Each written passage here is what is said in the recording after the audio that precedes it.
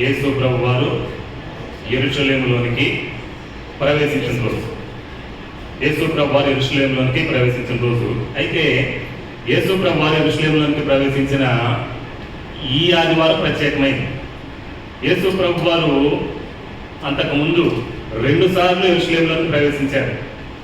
మొట్టమొదటిసారి ఆయన చిన్నపిల్లవాడిగా ఉన్నప్పుడు, బహుశా ఒకవేళ ఆ నెలలోపు బిడ్డగా ఉన్నప్పుడు యేసు ప్రభు వారిని తీసుకొని వాళ్ళ తల్లిదండ్రులు లేకపోవచ్చారంటే యెరూషలేములోనికి వచ్చారు. యూదులు కనుక యూదుల ఆచారం ప్రకారం చూడండి ఒకసారి లూకా సువార్త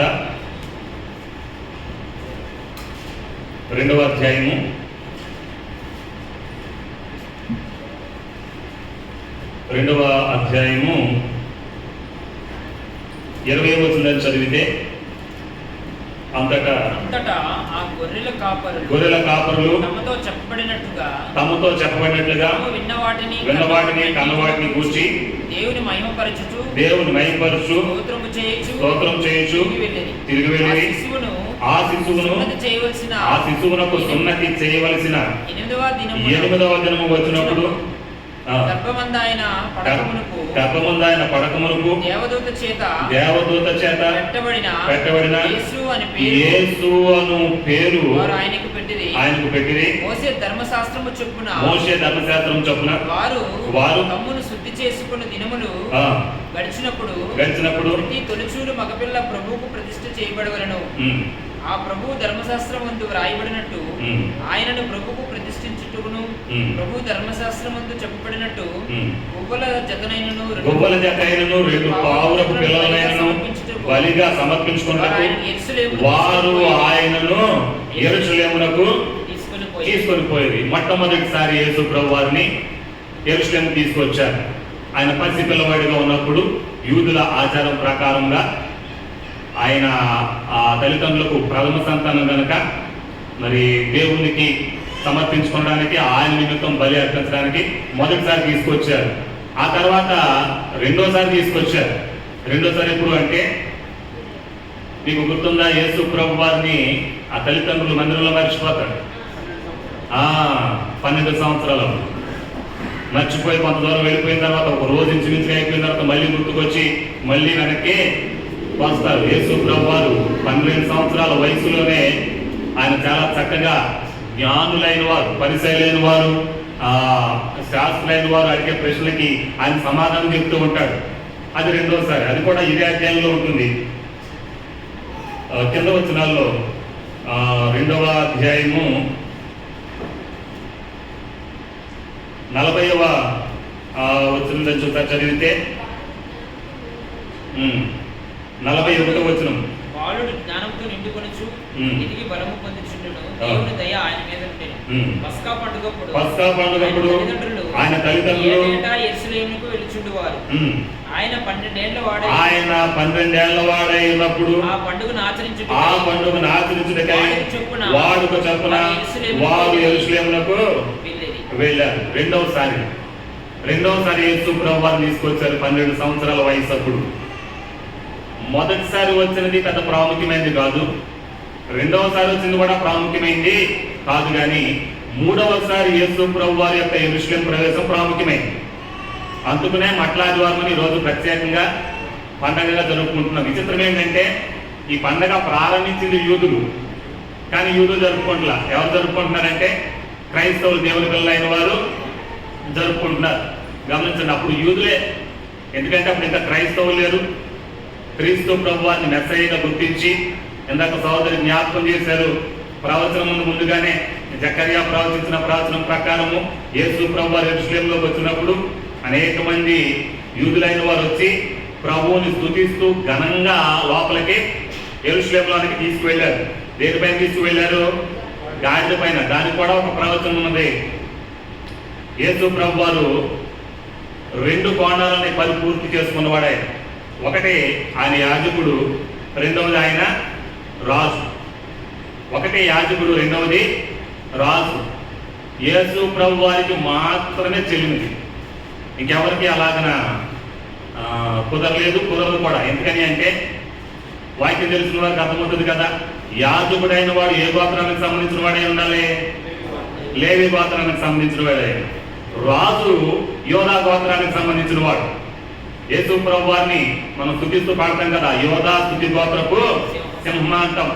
యేసు ప్రభు వారి తండ్రి యోసేపు గోత్రము యోధా గోత్రం కాబట్టి రాజగోత్రము రాజుగా ఆయన యెరూషలేములోనికి ప్రవేశించడానికి చెల్లుబాటు అవుతుంది. అయితే యాజకుడుగా కూడా రావాలి ఆయన, రాజైన యాజకుడు ఆయన. కాబట్టి యాజకుడుగా రావాలి. యాజకుడుగా రావాలి అంటే ఏ గోత్రమే ఉండాలి? లేవి గోత్రమే ఉండాలి. యేసుక్రీస్తు ప్రభువారి యొక్క తల్లి అయిన మరియా లేవి గోత్రికురాలు, లేవి గోత్రికురాలు. కాబట్టి వాస్తవంగా మనకైతే తండ్రి నుంచే వస్తుంది. ఇంటి పేరు మనకు ఎట్లా వస్తుంది అంటే తండ్రి ఇంటి పేరే. స్త్రీలకు ఎన్ని సమాన హక్కులు ఇచ్చినా, లేడీస్ క్వశ్చన్ ఎంత చెప్పినా, పెళ్లి అయిన తర్వాత బిడ్డ పుడితే ఆ బిడ్డకి ఇంటి పేరు ఎవరికి వస్తుంది? పురుషుని ఇంటి పేరే వస్తుంది తప్ప స్త్రీ ఇంటి పేరు రాదు. యూదులు కూడా అంటే ఎవరి గోత్రం రావాలి? తండ్రి గోత్రమే రావాలి. కానీ యేసు ప్రభు వారికి తల్లి గోత్రం కూడా వచ్చింది. ఎందుకని అంటే ఆయన కేవలము ఆ స్త్రీ సంతానమై ఉన్నాడు కనుక నేరుగా మరి మరియమ్మ గర్భంలో పుట్టినవాడు కనుక తండ్రిగా పిలువబడిన యోసేపును బట్టి యోధా గోత్రం వస్తే, తల్లి అయిన మరియను బట్టి లేవి గోత్రం వచ్చింది కనుక తండ్రిని బట్టేమో ఆయన రాజు అయ్యాడు, తల్లిని బట్టేమో యాజకుడు అయ్యాడు. ఇప్పుడు మూడవసారి యేసు ప్రభు వారు యెరూషలేములో ప్రవేశించేటప్పుడు రాజుగాను యాజకుడుగాను ఇప్పుడు వస్తున్నాడు. ఎందుకని? 12 సంవత్సరాలప్పుడు యాజకుడుగా రావడానికి కుదరదు. యూదుల ఆచారం ప్రకారము యాజకుడు అవ్వాలంటే 30 సంవత్సరాలు నిండి ఉండాలి. కాబట్టి రాజుగాను యాజకుడుగాను ఆయన మూడవసారి వచ్చినప్పుడు మాత్రమే ఆ ప్రవచనము ఫుల్ఫిల్ అయింది. కనుక ఈ మట్లాద్వారం ప్రత్యేకంగా చేస్తున్నాం. ఇంకోటి ఏమిటి చెప్పనండి, మూడవసారి యెరూషలేములో ఆయన వచ్చాడు కానీ ఇక తిరిగి వెళ్ళలేదు.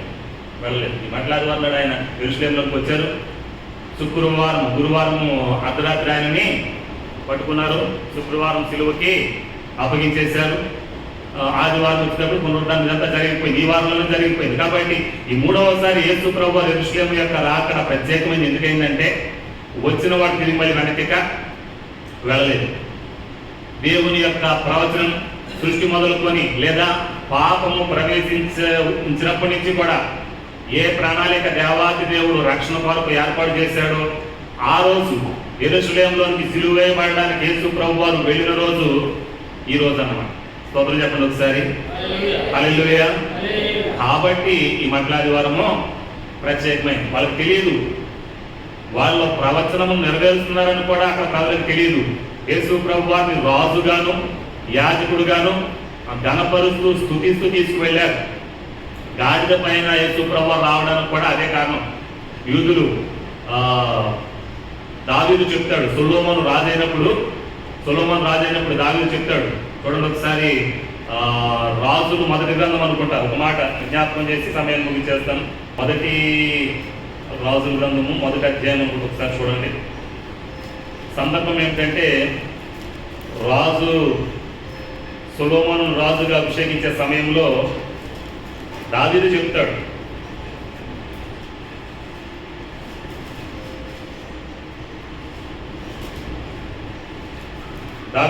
ఏమంటాడంటే నా కంచెర గాడిద మీద ఎంతండి గట్టిగా చెప్పండి. 33వ వచనం చదువుతారు ఒకసారి.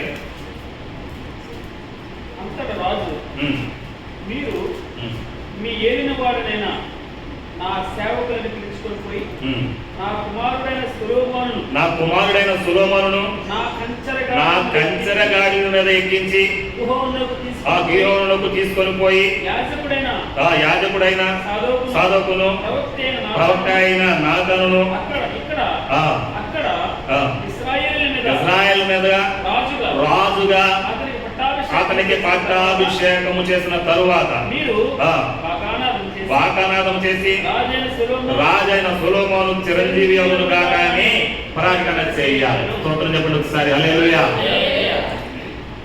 ఎప్పుడంట? గాడిద మీద. ఏమంటే దావీదు గారు అప్పటికే రాజు, రథాలు ఉన్నాయి, గుర్రాలు ఉన్నాయి, ఏనుగులు ఉన్నాయి, బలం అన్నీ ఉన్నాయి. కాబట్టి దేని మీద తీసుకువెళ్ళొచ్చు, కానీ దావీదు ఏం చెప్తున్నాడు, దేని మీద తీసుకువెళ్ళాలంట? రాజుగా అభిషేకింపబడబోయే వారిని కంచెల గాడిద మీద తీసుకువెళ్ళాలి.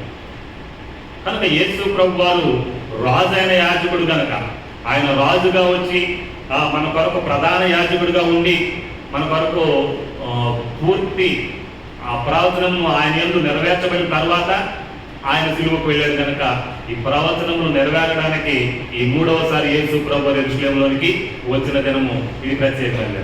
హల్లెలూయా. ఇంకోటి కూడా చెప్తున్నాను, నీకు ముందుకు చేస్తూ ఉన్నాను. యేసు ప్రభు వారి 2వ రాకడ జరగబోతుంది. అది కూడా దేనితో ముడివేయబడిందంటే యెరూషలేములోనికి యేసు ప్రభు వారు మళ్ళీ రాబోతున్నాడు. ఇక అక్కడతోటి మొత్తం క్లోజింగ్.